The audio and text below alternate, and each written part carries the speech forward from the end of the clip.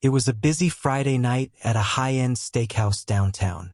The kind of place where the wealthy dined, laughing over expensive wine, tipping with crisp $100 bills. For Jordan, a hard-working waiter, it was another night of grinding, hustling from table to table, ensuring every guest had the perfect dining experience. He had been working at this restaurant for over 5 years, always professional, always polite. But that didn't matter to men like Richard Holloway. Richard was a self-important businessman, the type who believed money made him superior to everyone else. He walked into the restaurant with his expensive suit, a gold watch flashing on his wrist, and an air of entitlement so thick it was suffocating. He didn't acknowledge the host, didn't say thank you when his table was prepared. He simply sat down and expected the world to cater to him. Jordan approached with a smile. "Good evening, sir. Welcome to La Maison. Can I get you started with a drink?" Richard barely looked up. "Scotch, the most expensive one you have. And make it quick." Jordan nodded, unfazed. He had dealt with men like this before. They always had the same smug smirk, the same dismissive tone. He quickly fetched the drink, placing it gently on the table. Richard didn't acknowledge him, instead taking a long sip before snapping his fingers. Jordan clenched his jaw. That sound, disrespect wrapped in arrogance. But he remained professional. "Is there anything else I can get for you?" Richard smirked. "Yeah, a real waiter." A few nearby customers glanced over. The insult was sharp, cutting, but Jordan let it roll off his back. "I'll be taking care of you tonight, sir," he said evenly. "Would you like to hear the specials?" Richard waved him off. "Just bring me the porterhouse, medium rare, and don't mess it up." Jordan nodded and walked away, but he could feel the heat of humiliation burning in his chest. Still, he had a job to do. He made sure the order was perfect, the steak cooked exactly how Richard wanted, the sides plated with precision. When he returned with the food, Richard barely glanced up from his phone. As Jordan set the plate down, Richard muttered, "Took you long enough." Throughout the night, Jordan remained patient, despite the constant microaggressions.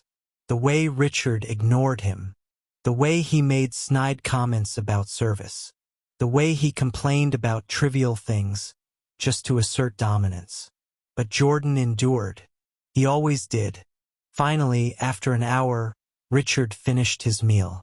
Jordan placed the bill on the table, his heart heavy. He knew men like Richard never tipped well. But what happened next stunned him. Richard pulled out a thick wad of cash. He counted out several $100 bills, placing them neatly on the table. For a moment, Jordan was shocked. Maybe, just maybe, this man had some decency. But then Richard smirked. He leaned back, stretched his arms, and with a calculated flick of his wrist, swiped the bills back into his pocket, except for a single dollar. He slid it toward Jordan with 2 fingers, tapping it against the table. "There you go, sport. Don't spend it all in one place." A few customers gasped. The audacity, the humiliation, the deliberate insult.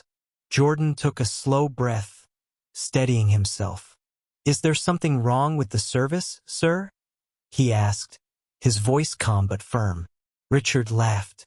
"Oh, don't be so sensitive. It's just a tip. If you want to make real money, get a real job." Jordan clenched his fist, but before he could speak, another voice cut through the tension. "Excuse me, sir." The restaurant manager, Mr. Delacroix, had been watching from afar. He stepped forward, his expression unreadable. "Would you mind coming with me for a moment?" Richard scoffed. "Why? Because I didn't tip your little waiter enough?" Delacroix didn't answer. He simply gestured toward the back office. Richard rolled his eyes but followed, clearly unbothered. Jordan remained where he was, his heart still racing. Minutes passed, then 10, then 20. Finally, The office door swung open. Richard emerged, but the arrogant smirk was gone. His face had lost all color, his confident posture replaced with unease. He grabbed his coat, avoiding eye contact with everyone, and practically ran toward the exit. Jordan watched, confused. What had just happened? Mr. Delacroix walked over, placing a firm hand on Jordan's shoulder. "Come with me." In the office, Delacroix closed the door. He turned to Jordan, his expression serious. "I need to tell you something." Jordan frowned. "What's going on?" Delacroix sighed, leaning against the desk. "Do you know who Richard Holloway is?" Jordan shook his head. "Should I?" Delacroix smirked. "Not really, but he should know who you are." Jordan narrowed his eyes. "What do you mean?" Delacroix pulled out a folder and placed it on the desk. "I know you like to keep things quiet, but you're not just a waiter, are you?" Jordan tensed. "How do you?" Delacroix opened the folder, revealing a document with an official seal. Jordan Carter, undercover federal agent. Jordan's breath caught in his throat.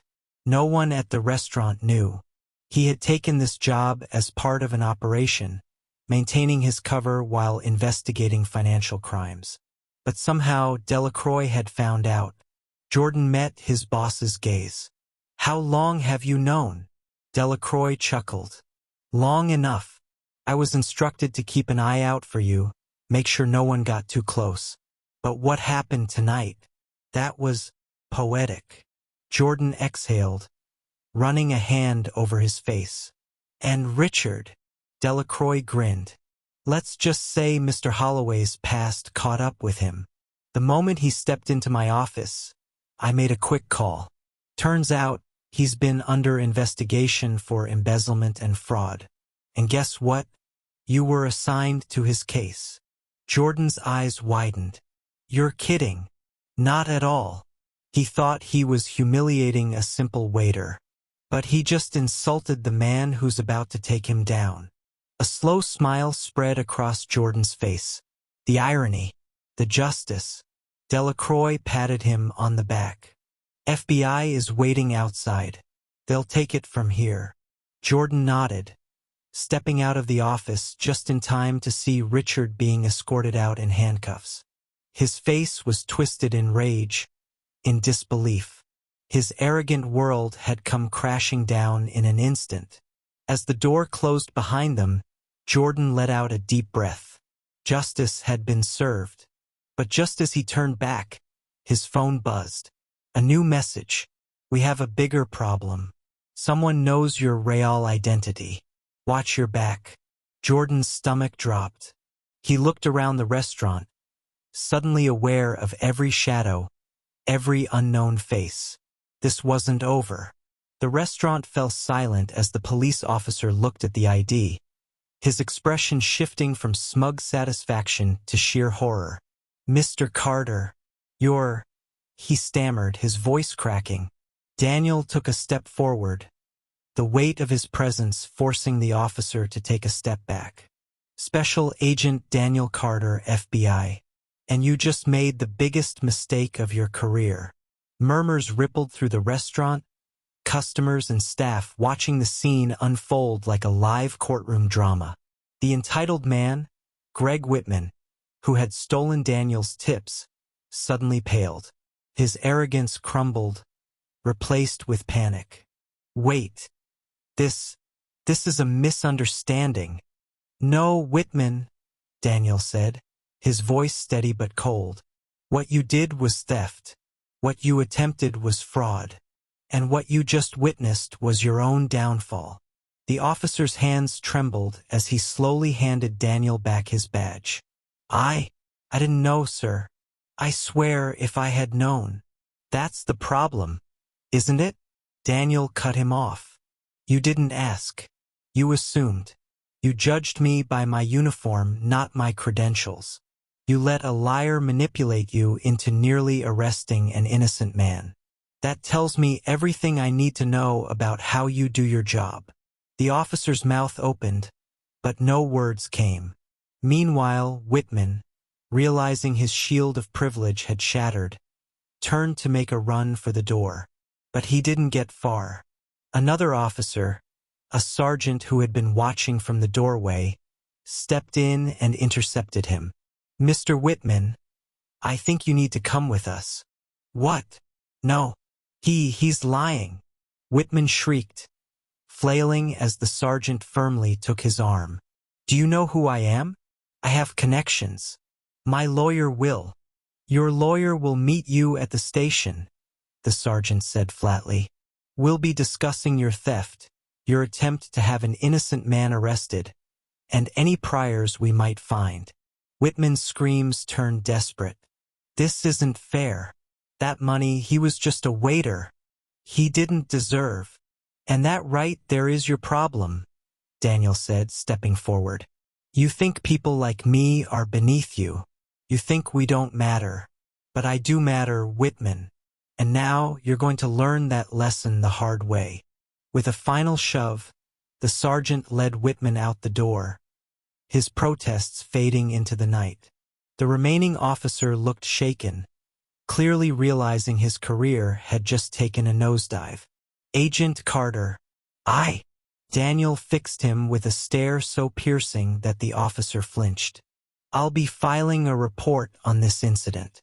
Expect Internal Affairs to contact you soon. Next time, do your damn job right." The officer nodded weakly before turning and walking out, shoulders slumped in defeat. A moment of silence passed before the restaurant erupted into applause.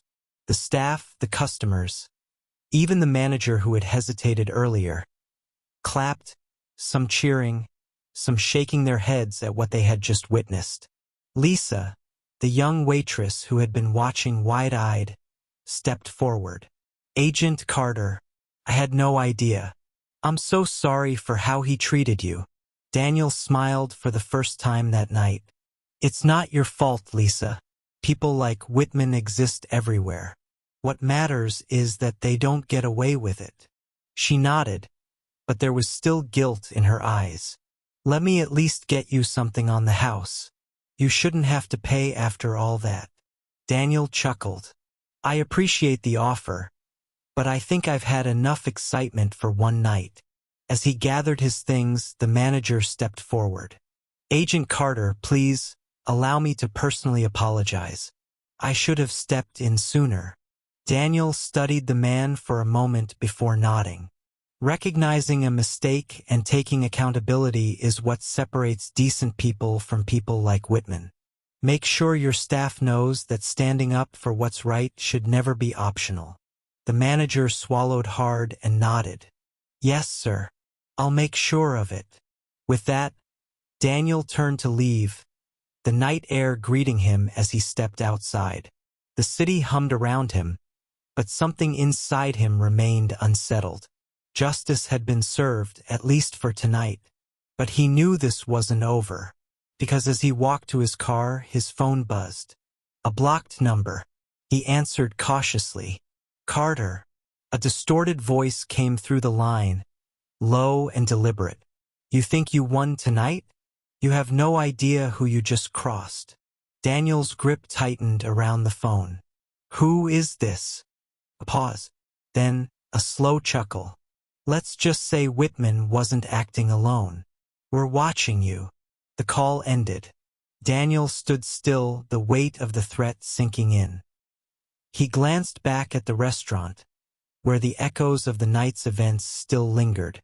The room fell silent as the police officers exchanged glances, their radios crackling with urgent chatter. Marcus stood tall, his badge glinting under the dim restaurant lights, his gaze locked onto Richard, who now trembled with the weight of his mistake. You set me up," Richard stammered, his arrogance collapsing into pure desperation. "I didn't know." Marcus folded his arms.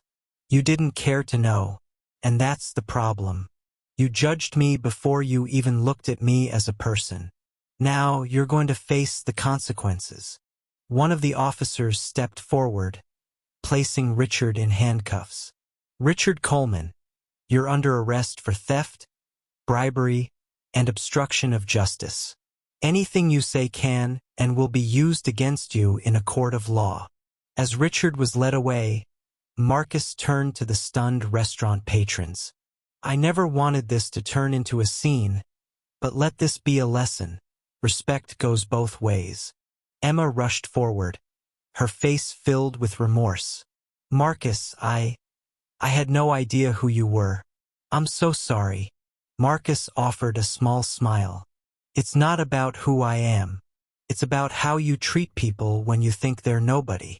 The manager, still pale, stepped forward hesitantly. Mr. Carter, please, let us make this right. Dinner on the house, a formal apology.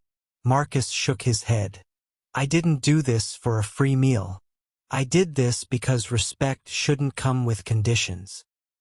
He turned to leave, feeling the weight of justice finally settling in its rightful place. As he stepped outside, a cool breeze carried away the tension of the night. His phone buzzed again. Another case, another battle for justice. With one last glance at the restaurant behind him, Marcus walked into the night, knowing that karma had already done its work.